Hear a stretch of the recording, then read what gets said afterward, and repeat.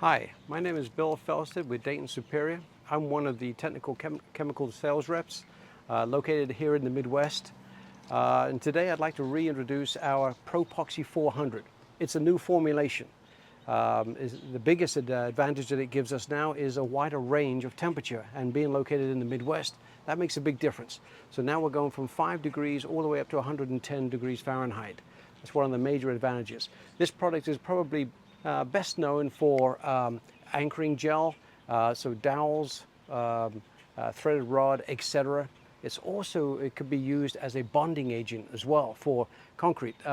So fresh to harden, and then harden to harden, either way. So it can be used for concrete as well. So just kind of bear that one in mind.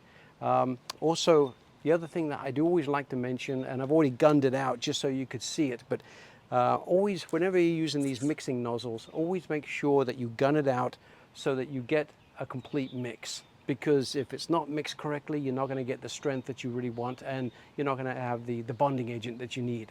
So just kind of consider that whenever you're using a product like a two-part epoxy. Thank you very much.